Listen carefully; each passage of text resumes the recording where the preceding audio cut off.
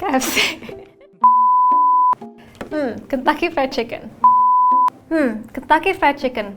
Kalau kalian ingat nama KFC, pasti langsung kebayang ayam goreng sebaket, menu goceng, sampai cream soup. Tapi, kalian tahu nggak kalau kita juga bisa beli Dragon Twister, Paneer Zinger, Egg Tart, pizza ayam, dan yang lainnya? Video ini adalah hasil gerebek asisten produksi kami Manal di KFC Pakistan.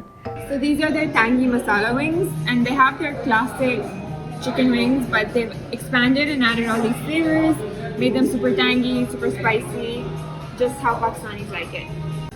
So this is the Mighty Zinger. Serta produser kami Yu Hong di KFC Tiongkok.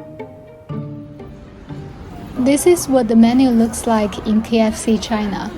This summer, they bring Chinese favorite crawfish to tailor-made tacos. And this is their signature Dragon Twister, which has chicken nuggets and a flavor of Peking duck. Percaya atau enggak, menu-menu ini justru menu yang membuat KFC lebih unggul ketimbang McD di Asia. Di Amerika, KFC menguasai sebesar 3% pasar fast food. Kecil sih dibanding dengan McD yang menguasai 21%. Tapi, di Asia, situasinya justru sebaliknya. Waktu aku masih kecil, aku sempat ngerayain ulang tahunku di KFC dan melihat KFC sebagai tempat fast food favorit. Pas aku ke Amerika, bener-bener kaget melihat ternyata McD yang lebih gede. Di Indonesia, KFC sering lebih populer daripada McD. Dan nggak cuma di Indonesia aja, di Tiongkok, KFC juga menguasai 11,6% pasar fast food, 2 kali lipat dari McD yang cuma 5,6%. Sekarang, dari 23.000 outlet di seluruh dunia, lebih dari setengahnya ada di Asia. Tapi, gimana sih KFC akhirnya bisa memenangi perang fast food di Asia? This is EST Explains.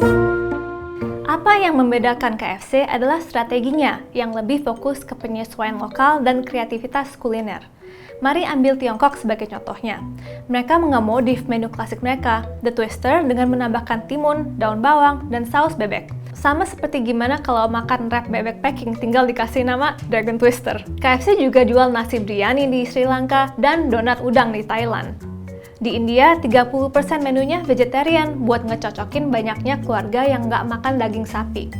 Ini bahkan juga berlaku buat wilayah berbeda yang masih satu negara. Ayam pedas KFC di Sichuan misalnya, jauh lebih pedas ketimbang di Shanghai. Menunya selalu disesuaikan dengan lidah lokal. Ayam jadi pilihan makan yang lebih aman dan reliable dimakan oleh orang Hindu non-vegetarian yang nggak makan sapi, serta Muslim yang nggak makan babi. Ya, mengingat 60% dari 1,6 miliar Muslim di dunia tinggal di Asia, ini jelas pasar yang besar. Ini membuat KFC lebih meyakinkan dibandingkan restoran fast food lainnya yang fokus ke burger.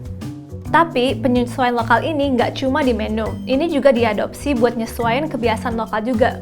Di Tiongkok, di mana makan besar lebih kerasa seperti kegiatan sosial, meja-meja yang disediain di outlet juga lebih besar. Bisa buat makan bersama teman dan keluarga. Di India, KFC juga ngejual ayam yang ditaruh di kotak besar power bank, supaya bisa menarik masyarakat yang selalu terkoneksi ke smartphone. Di Indonesia, di mana orang masih ngedengerin lagu pakai CD, KFC pun dulu berhasil ngejual 500.000 CD per bulan untuk mendampingin paket ayam gorengnya. Mereka juga ngerekrut produser YouTube yang menang Grammy 6 kali, Steve Lillywhite. Kata Lillywhite, kerjanya lebih seperti ngurusin label rekaman yang sekaligus jualan ayam. Bahkan sekarang ada kolaborasi makeup dengan KFC. Strategi yang ampuh buat KFC lainnya adalah pendekatan perluasannya. Selain hanya fokus ke kota-kota kaya dan besar, KFC juga memerhatikan wilayah-wilayah yang lebih miskin secara ekonomi, tapi kuat secara politik. Dimulai dari ibu kota provinsi, KFC kemudian menyebar ke wilayah-wilayah pedesaan yang tetap punya populasi besar. Tapi, ini bukan cuma soal perlombaan antara KFC dan McDonald's. Faktanya, perkembangan mereka juga menguntungkan satu sama lain. McDonald's yang dianggap lebih asing memperkenalkan fast food Amerika untuk pertama kalinya. Ini secara nggak langsung berujung pada makin banyaknya konsumen yang beli fast food Amerika, termasuk KFC. Bila KFC sukses di tempat, apa yang dilakukan McD ya tinggal ngikutin aja. Dan beberapa tahun terakhir, McDonald's juga ngebikin menu-menu khusus Asia yang nggak kalah sama KFC, seperti nasi uduk dan sambal bajak. Di Thailand, dia juga membuat spicy fish McDippers, rice burger di Singapura, dan seaweed fries di Jepang.